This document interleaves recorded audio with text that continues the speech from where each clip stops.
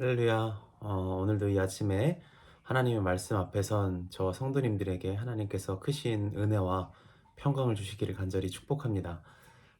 오늘 우리가 읽은 빌립보서 2장 말씀은 우리에게 꽤 익숙한 내용이죠. 특히 5절부터 11절까지 말씀은 외우시는 분들도 참 많이 있는 것 같아요. 성도님들은 이 2장 본문을 읽으실 때 어떤 단어가 떠오르십니까? 어떤 분들은 뭐 마음이라는 단어가 떠오르실 수도 있고, 어떤 분들은 종, 어떤 분들은 순종, 겸손 뭐 이런 단어들 떠올리실 수 있을 것 같아요. 저는 빌립보서 2장을 순종이라는 단어로 한번 읽어봤습니다. 바울은 감옥에 있지만 그의 처지가 절대 좋은 형편이 아니지만 그가 감옥에 있는 까닭은 하나님과 예수 그리스도 복음에 순종했기 때문입니다.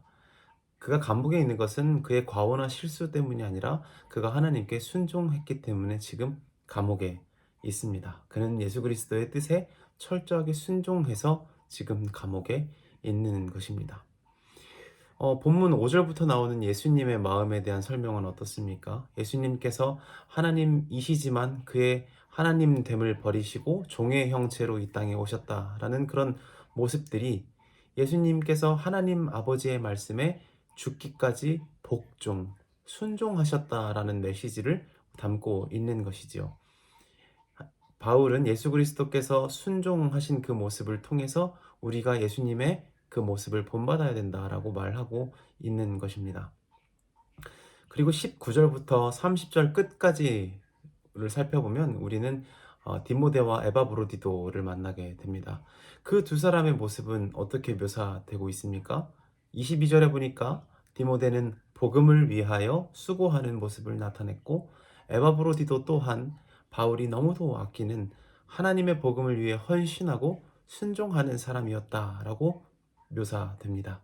결국 이 두 사람, 디모데와 에바브로디도의 모습도 순종하는 사람의 모습으로 비춰질 수 있습니다. 결국 우리가 읽은 이 빌립보서 2장은 하나님과 복음, 예수 그리스도께 순종한 자들의 이야기로 구성되어 있고, 바울은 그 순종을 가능하게 만드는 아주 핵심적인 태도, 성품에 대해서 2장 초반부에 설명하고 있습니다. 우리를 하나님 앞에 순종하게 만드는 성품, 우리를 예수 그리스도와 복음 앞에 순종하게 만드는 성품, 태도 무엇일까요? 바로 겸손함입니다. 우리는 겸손함이라는 단어를 떠올리면 무슨 생각을 할까요? 왜 겸손은 힘들어 그런 가요도 있지 않습니까? 우리는 보통 겸손이라고 하면 마치 내가 나를 평가하는 것보다 남들에게 나 자신을 낮게 보이게 노력하는 것이거나, 겸손해지려고 스스로를 쳐서 뭐 복종시키는 것, 굴복시키는 것, 이런 것을 떠올리기도 하는데요. 팀 켈러라는 얼마 전에 작고하신 목사님이 계시죠. 그분이 복음 안에서 누리는 참된 자유라는 책을 쓰셨는데, 그 책에 보면 겸손함에 대해서 이렇게 정의하고 있습니다. 복음 안에서 누리는 진짜 겸손은 더 이상 나 자신에 대해서 생각 자체를 하지 않는 것이다. 다시 한번, 복음 안에서 누리는 진짜 겸손은 더 이상 나 자신에 대해서 생각 자체를 하지 않는 것이다 라고 말합니다. 겸손한 사람은 스스로가 겸손해 보일지 교만해 보일지 신경 쓰거나 처신을 똑바로 하는 사람이 아닙니다. 그는 자기 자신에 대한 생각 자체를 하지 않는 사람입니다. 그는 이제 오직 예수님에 대해서만 생각하는 사람, 그런 사람이 바로 겸손한 사람이라고 팀 켈러 목사님은 묘사하고 있습니다. 바울은 오늘 우리가 읽은 5절 말씀에 이렇게 말합니다.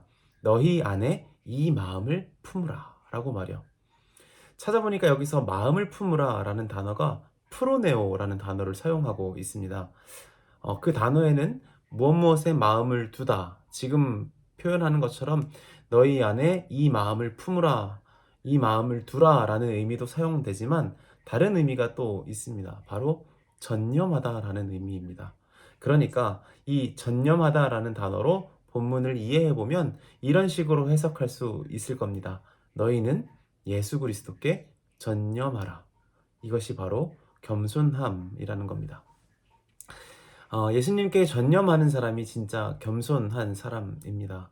그는 자신이 예수님을 잘 바라보고 있는 것처럼 남들에게 보이려고 행동하거나 혹시 자기가 예수님을 바라보지 않고 있는 것이 탈로 날까봐 걱정하지 않습니다. 그는 겸손한 사람이라서 이제 자기 자신을 생각하지 않습니다. 그는 예수님만 생각하고 예수님께 전념하는 사람입니다. 그는 더 이상 자기 잘못에 매이지도 않고 자기가 잘한 일에 대해서 칭찬을 바라지도 않습니다. 왜냐하면 그에게 자랑은 오직 예수 그리스도이기 때문입니다. 이것이 바로 켈러 목사님께서 말씀하신 진짜 겸손이라는 말의 의미입니다. 고린도전서 13장 13절 말씀에 보면 우리가 잘 아는 말씀이 있습니다. 그런즉 믿음, 소망, 사랑 이 세 가지는 항상 있을 것인데 그 중에 제일은 사랑이라 라고 말이죠. 사람들은 이 세 가지가 그리스도인의 핵심 가치라고 생각합니다. 믿음, 소망, 사랑. 맞는 말이죠. 이것은 예수님을 믿고 따르는 자들에게 드러나는 영적인 열매, 아주 귀한 열매들입니다. 믿음, 소망, 사랑. 그런데 이 세 가지가 겸손함과 관련되어 있다는 사실을 알고 계십니까? 겸손함은 곧 그리스도인들의 세 가지 가치, 믿음, 소망, 사랑을 행할 수 있는 기초가 됩니다. 제가 한번 설명을 해볼게요. 겸손하지 않은 사람, 곧 자기 자신의 잘못과 자기 자신의 잘남에 매이는 사람은 결코 하나님을 믿을 수 없습니다. 신뢰하지 못하죠. 왜냐하면 자기 자신을 신뢰하는 것도 잘못이지만 자기 자신에게 능력이 없어서 열등하게 느끼는 것도 잘못인데 이유는 둘 다 하나님이 아니라 자기 자신의 가치를 신뢰하고 있는 모습이기 때문입니다. 그러니까 곧 겸손함이 없는 사람, 자기 자신의 가치로 울고 웃는 사람은 예수님을 믿을 수 없는 것입니다. 그에게 오직 믿음의 대상은 자기 자신이기 때문이죠. 그렇다면 소망은 어떨까요? 소망이 무엇입니까?